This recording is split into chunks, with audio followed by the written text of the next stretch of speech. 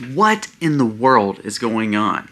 I mean, we have literally the former FBI leader sending a cryptic message to harm our president? What? And he acts like and then he wants to play dumb. He wants to play dumb like, oh, what? We're going to discuss this story. It is unbelievable. Then we're also going to talk about Kroger, the grocery store, and what they're actually doing. It'll blow your mind at why are we shopping there? You shouldn't after you hear this story. It's crazy.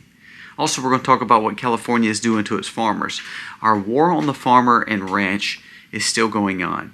I love the fact that we have a good president, but even when we have a good president, and even when we have good leaders, it shows the war is still on because the states are still in control. Liberals still have a lot of control.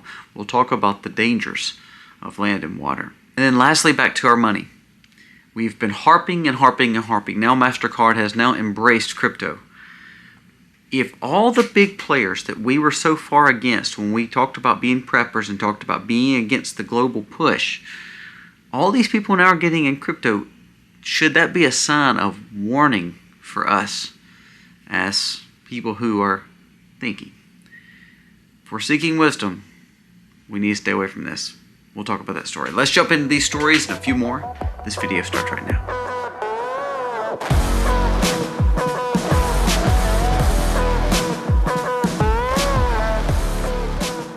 Hey guys, welcome to The Max. Thank you so very much for being here today. Again, we did a live earlier. Check the live out if you did not. Again, yesterday's video was so good. So good. Please go back and watch it. But they I put my finger on something and it must have made people mad because it did not get shared. So please go back and watch that video from yesterday. It is extremely good. Evergreen and something to think about as we talk about this crazy world that we're living in. I want us to understand, I think sometimes we just think it's cupcakes and rainbows because Trump is getting some massive wins. And I believe that we think that, oh, it's all going to be okay. I mean, we've got great leadership with RFK. We got great leadership with Tulsi. Please do not put your guard down. Please do not put your guard down. Prime example, let's talk about some of these stories. First, let's talk about Comey. I tell you what, there's been calls for him to be arrested now, but the crazy things that he just shared. Again, listen, it's literally trending on social media. Raise your hand if you think the Secret Service should arrest James Comey. They are opening up an investigation. FBI is now looking into the post too. Basically, if you go look, there's a series of numbers he shared, and those series of numbers are codes. It's hard for me to tell you here, but you need to go do your own research. The crazy thing too is, with this cryptic message, typically there would be agents at his house already arresting the guy. So what would happen if it was somebody on the other side? He literally sent a message to harm our president. Just go look at what numbers he shared and the importance of it. It's trending and going crazy right now. Now, he wanted to play dumb. I thought it was good that Tulsi Gabbard came out. Tulsi Gabbard, listen to what she said. James Comey just issued a call of action to do something to our President of the United States. As a former FBI director and someone who spent most of his career prosecuting mobsters and gangsters, he knew exactly what he was doing, and he must be held accountable under the full force of the law. Now, this is coming from the Director of National Intelligence, Tulsi Gabbard. We fully support the Secret Service investigating Comey's threat in the President Trump's life. When we see these kind of things, we don't need to make light of it, because I believe we just make light of it and there's lackadaisical approach to it. Oh, he's just saying it. He's just saying it. Someone's going to act upon it. I mean, my gosh, this guy's had attempts on his life already. This is a big deal. Pay attention to this story. I think it's going to get really big, really fast. And the question is, can the Republicans stand up and actually have a voice? Let's see. Let's see. Now let's jump into, again, the dangers of what some of these governments are doing. Let's talk about the farmer and the rancher in California. And then we're going to jump into Kroger, because it'll blow your mind, especially if you're shopping at Kroger. This is shared from the Epoch Times. It says, the end of ranching in iconic California community signals bigger war on land use in the West. Now remember, if you go look at the map, I'm going to show it to you, and you probably saw it on my opening screen, but basically the government owns major portions of the West. And that land has always been used to run cattle on, to run livestock on, to graze, kind of the old open range concept. Well, it's not happening anymore. Listen to this. This is from the story from Epic Times. It says, the buffalo milk soft serve here is an open secret in this place in California. Found near the butcher's counter at the back of the local market. Like everything else in this tiny farm town nestled in the coastal grasslands about an hour north of south of San Francisco, it's made with milk from a nearby dairy. California's Marin County is a pioneer of organic ranching, known for its gourmet cheeses, multi-generational dairies, and pasture-raised beef. Listen to this. The legacy is more than 150 years old. It's also the corner of where locals tend to see ranching and environmentalism as symbiotic pursuits. But after years of conflict among preservationists, ranchers and the federal government are in recent deals to end most ranching on the seashores, which has been such a part of this area for so long. The agreement with these three environmentalist groups are kicking basically the 12 to 14 ranchers that were in this area, and they are ceasing to ranch within the next 15 months. They have to. Here we go. Again, they're saying that the cattle and dairy are ruining the lands, which is false. If you look at my lands, it proves the fact that this ag is not ruining. It's actually organic regenerative ag is actually healing our lands. As the Trump administration moves to roll back Biden-era reforms, the high-profile case has become a flashpoint in a broader fight of land use in the West, where the federal government owns nearly half of all public lands and where ranching is considered a living legacy. Now it is at risk. Now, a congressional investigation with 2 new lawsuits against the park is giving hope to these ranchers.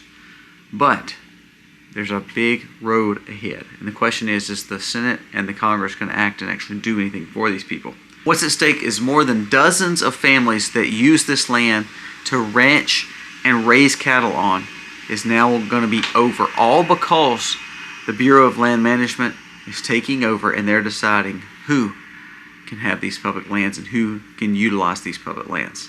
I've never seen private grazing leases on public lands that was doing environmental damage. Whether it's salmon or sage grouse, it doesn't matter what ecosystem you're in. Jeff Miller, a senior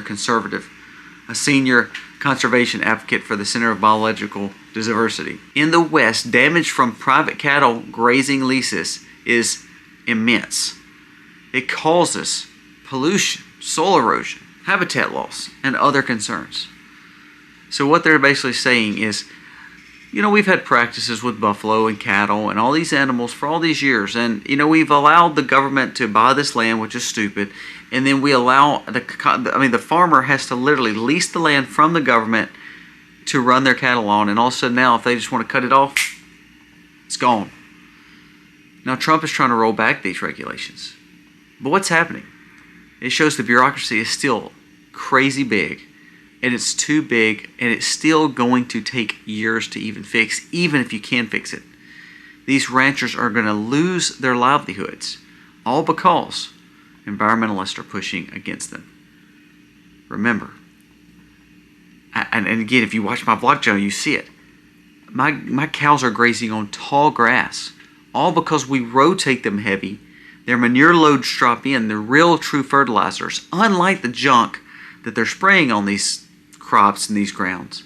This is the right way.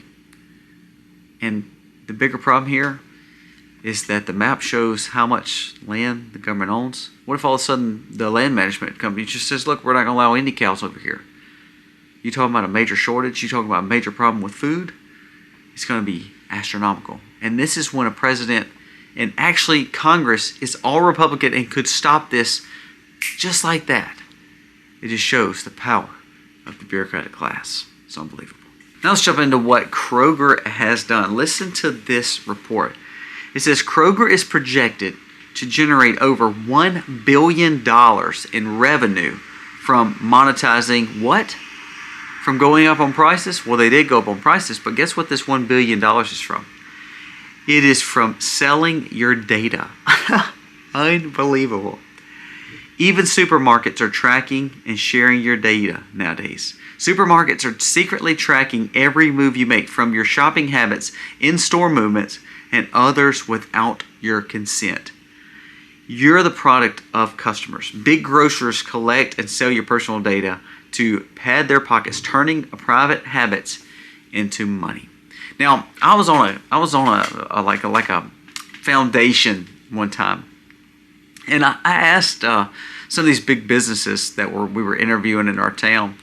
I said, "Help me how, we need less hotels. We need, less automobile places. It seems like we're overrun with that. We need grocery stores." And he said, but the data shows that we need more hotels and there's enough car lots. And you're right, we need more chicken places and we need more grocery stores. And I said, how are you figuring that out? How would you know those details?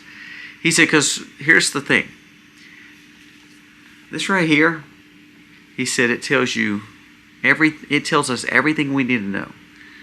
Every store you walk in is pinging you, especially big grocery stores. He said, this is how they know where you're from, though.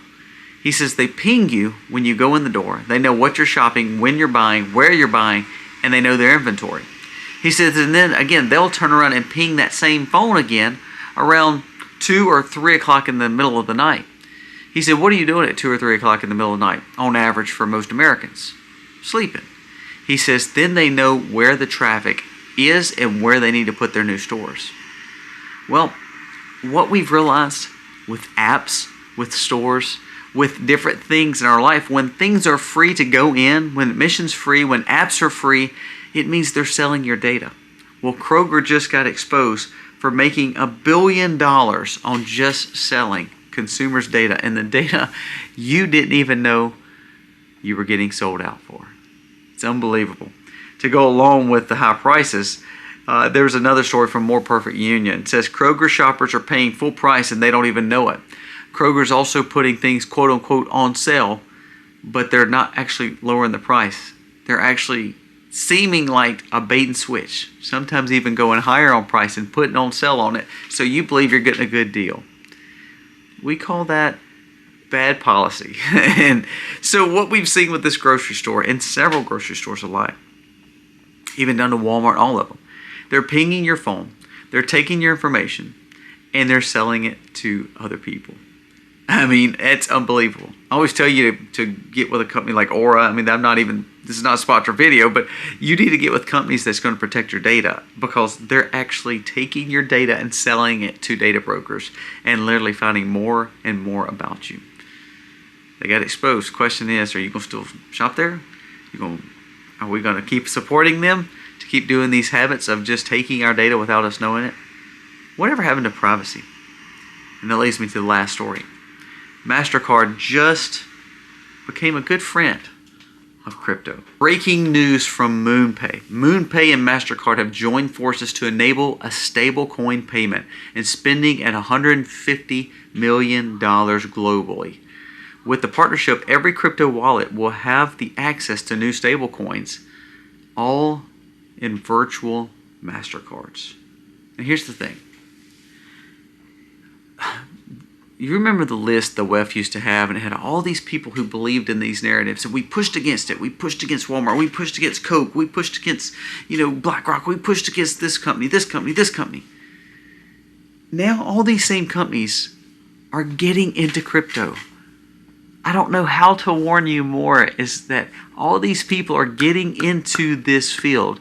Do you not see the writing on the wall that literally they're going to use it against you like they did everything else? You will own nothing and be happy. It just will come with a different name, and it will have crypto on it, and you will think that your money is safe. You'll think all these exchanges are safe, and bam, your money will be manipulated. I mean, listen, Coinbase got hacked, and they've been held ransom for like $20 million. They said they would not agree to give money to them. There's a new bank, a new fintech bank, that's listen to my terminology now. They call it a fintech bank. It is not a fintech bank. Fintech means like an online bank, like a financial representation. And they say you can bank anywhere, bank online. It's actually not insured. Most fintechs are not insured. Most crypto accounts are not insured. Now, do we believe that FDIC is going to keep our money safe? Probably not. But what we have seen with a lot of these crypto providers and a lot of these situations where ransoms are held or where there's rug pulls, what we figure out is that our money was never safe on these fintech banks. There's a new IPO coming, which means it's going public, means it's going to the market. BlackRock is investing more. All these other big financial institutions are investing more. Banks left and right. JP Morgan. All of these banks are coming out in complete support. Now, we pushed against all these people, 10 years ago? For all the stuff they were pushing. Now that they're embracing what we have, the question is this. Are you going to stay in it? You're going to just ride with them? I mean, is that really what we're going to do now? Is we're just going to support all what the globalists want? They're supporting us now? Oh yeah, you believe they're looking out for your interest? No, people. Take your money off these places. Remember that story I did yesterday? If you did not see it, please go back and watch it. There's a lot of banks that are not doing cash withdrawals now. They're saying you have to order it. And they make all the paperwork so hard and rigorous where you can't get it.